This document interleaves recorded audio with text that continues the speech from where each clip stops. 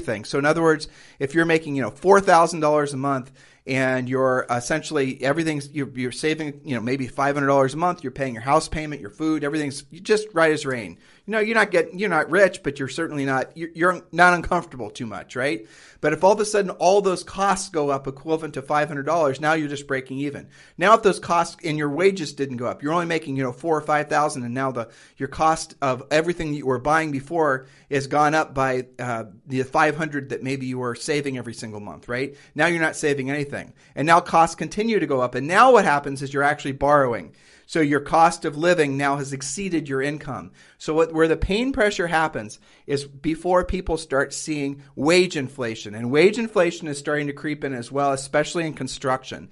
But for the most part, wage inflation has not crept into everything else.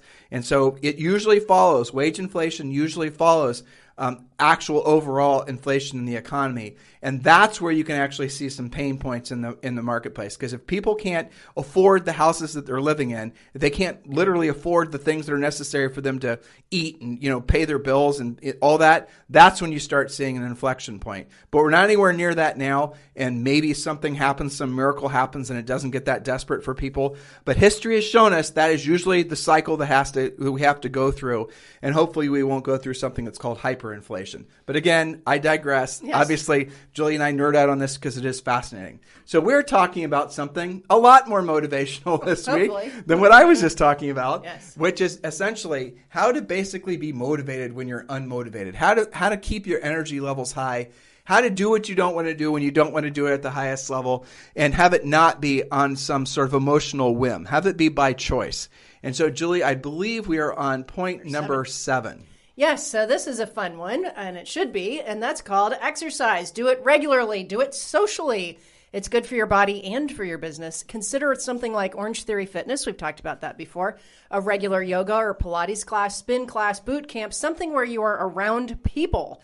This is good for you mentally and physically and business-wise. I mean, we've talked before in other podcasts about all the various different real estate leads of different kinds that would just be floating around the Orange Theory gym because we simply talked about real estate a little bit. Well, we were in the gym this morning, begrudgingly, I must add. Got it over Pretty with, much though. every day we got it over with, right? Doing what we don't want to do and we don't want to do at the highest level. Yes, and we ran into a really nice guy from Colorado. His name is Joey. And he has got a daughter named Zoe, yes. As do we. And so, of course, we exchanged information, and the Zoes are going to get together and do whatever Zoes do. I don't know.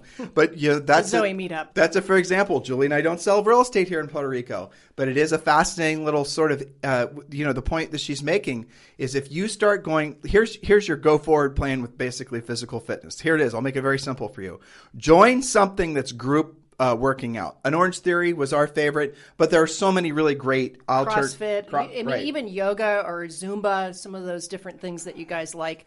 Where you're with other people. You've got it. The thing is, you got to be with other people, and you just demonstrated by your talk about running into Joey. You used the Ford script without even knowing it. You talked about family, where is he from, basic conversational things that real estate's going to come up organically because it's such a hot topic right now. It's easier to talk about it now than ever. So when you're going to the gym, make sure you go on the same day every single day. You're going to go every single day, Monday through Friday. Take the weekends off. And then maybe consider going to the 9 a.m. class on Monday and Wednesday, and go to the 11 a.m. class on Tuesday and Thursday, and go to on Friday. So the point is that you want to go on the same time of the same day of the week, so you're meeting the same people. That way you start making these broader social connections by going to these gyms. That's the way you do it. And you don't just go there with your stupid headphones on, lock the world out, and keep your head down. You go there to meet people. You fist bump. You see somebody do some crazy workout or lift some ridiculous amount of weight. You fist bump them. You say, that was awesome. You now have got a new bestie for life. I guarantee it's motivational. It is. So the gym thing is, yes, for you to take care of your body, but it's also for you to actually expand your centers of influence and past client. We've had coaching clients that all they'll do is basically go, and they have, some of them would go to, like we said, they wouldn't even go to Orange Theory different days of the week. They would go to different gyms different days of the week. They'd stay with Orange Theory as an example, but they'd go to different ones. We had coaching clients that did that, and then they were selling real estate just out of referrals